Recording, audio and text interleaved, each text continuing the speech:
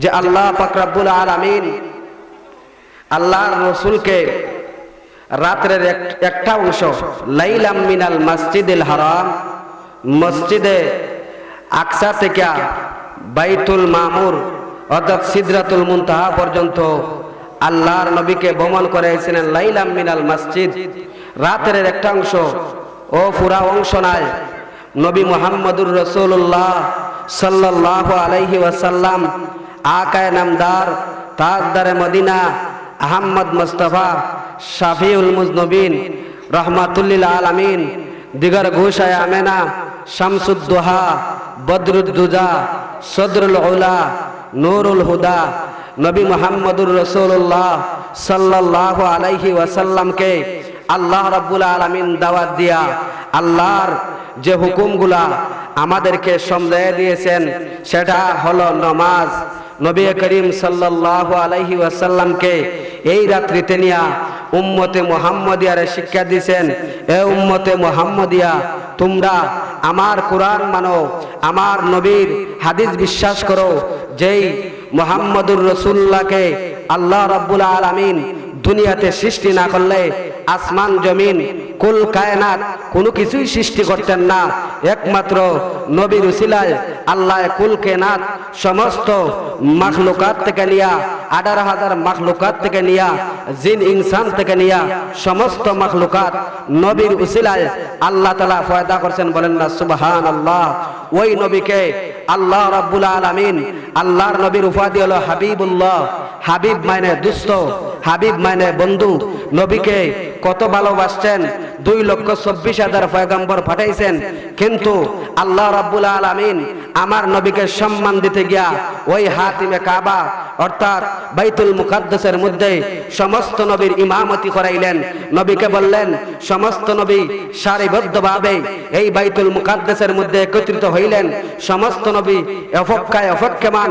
দেখুন সময় প্রধান অতিথি আসবেন, আর প্রধান অতিথি হলেন আকায়ে নামদার তাজদারে মদিনা আহমদ মুস্তাফা মুহাম্মদ মুস্তাফা নূরুন আলা নূর সাইয়্যিদুস সাকালাইন নবিউল হারামাইন ইমাম আল কিবলাতাইন শামসুদ্দোহা বদরুদ্দুজা সদরুল উলা নবী মুহাম্মদুর রাসূলুল্লাহ সাল্লাল্লাহু আলাইহি ওয়াসাল্লামকে মেরাজের রাত্রিতে সমস্ত নবীগণ 2,24,000 পয়গম্বর অপেক্ষায় অপেক্ষমান দে প্রধান অতিথি আসবেন। আর যদি প্রধান অতিথি আসেন তাহলে সমস্ত নবীর মধ্যে কোন নবী সাহস করেন নাই ইমামতি করবেন। আদম নবীকে বলা হলো, এ আদম নবী আপনি ইমামতি করেন। আদম নবী বলেন আমার দ্বারা সম্ভব নাই। ইব্রাহিম নবীকে বলা হলো, এই ইব্রাহিম নবী আপনি ইমামতি করেন। ইব্রাহিম নবী বলেন আমার দ্বারা সম্ভব নাই। নূহ নবীকে বলা হলো, হে নূহ নবী আপনি ইমামতি করেন। নূহ নবী বলেন আমার দ্বারা সম্ভব নাই। ইসমাঈল জবিহুল্লাহ উনাকে বলা হলো আপনি ইমামতি করেন। উনি বলেন আমার দ্বারা সম্ভব নাই। মুহাম্মদুর রাসূলুল্লাহ সাল্লাল্লাহু আলাইহি ওয়াসাল্লামকে যখন আনা হলো, মুহাম্মদুর রাসূলুল্লাহ জিবরাইল আলাইহিস সালাতু ওয়াস সালাম হাতে ধরিয়া ইমামতি করাইছেন। বলেন না সুবহানাল্লাহ। তাহলে নবীর মর্যাদা আর সম্মান দুনিয়ার কোন কুল কায়নাতের সাথে সমান হতে পারে না। আল্লাহ বলেন আরশে আজিমের চেয়ে দুনিয়ার ষষ্ঠ মর্যাদার অধিকারী নবীকে আল্লাহ দিবেন। এই জন্য আল্লাহ বলেন সুবহানাল্লাযী আসরা বিআবদিহি লাইলাম মিনাল মসজিদিল হারাম ইলাল মসজিদিল আকসাল্লাযী বারাকনা হাওলাহু লিনুরিয়াহু মিন আয়াতিনা ইন্নাহু হুয়াস সামিউম বাসীর।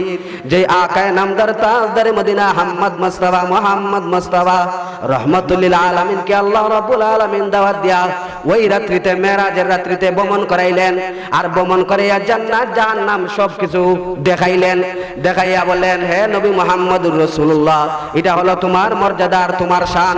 নবীর মর্যাদা আর নবীর শান দুনিয়ার কোনো মানুষের সমান হতে পারে না। এমনকি 2,24,000 পয়গম্বর চেয়ে আমাদের নবীর মর্যাদা শ্রেষ্ঠ। বলেন না সুবহানাল্লাহ। এই জন্য আমার প্রাণের ভাইয়েরা আমার, আল্লাহ পাক রব্বুল আলামিন আমাদেরকে মেরাজ নামক নিয়ামত দিবেন। আমরা মেরাজুন নবী সাল্লাল্লাহু আলাইহি ওয়াসাল্লাম আমরা উপলক্ষে এই প্রত্যেক মসজিদে মসজিদে দোয়ার আয়োজন করা হয়েছে, আমরা দোয়া খায়ের করছি, জিকির আজকার করছি এবং আমাদেরকে এটা মেরাজের উপহাস হইলো, মেরাজের যে আমাদের শিক্ষা হলো, এই শিক্ষাটা হলো মানুষের নামাজ। যে নবী মেরাজের রাত্রিতেও আল্লাহ নামাজ শিক্ষা দিয়েছেন আর বলছেন, ইয়া রাসূলুল্লাহ, ইয়া হাবিবাল্লাহ, ওগো আল্লাহর নবী, আপনার কাছে নামাজ সমঝায় দিয়েছি, আপনি আপনার উম্মতরে বোঝায় দেন। তখন নবী করিম সাল্লাল্লাহু আলাইহি সাল্লাম ওই নামাজ নামক নিয়ামত উম্মতরে বুঝায় দিয়েছেন। রোজা নামক নিয়ামত, 6 বছর রোজা ছিল মুহাম্মদুর রাসূলুল্লাহ সাল্লাল্লাহু আলাইহি ওয়াসাল্লাম উম্মতের মায়ের জন্য খানতে খানতে 1 মাস রোজা আনলেন।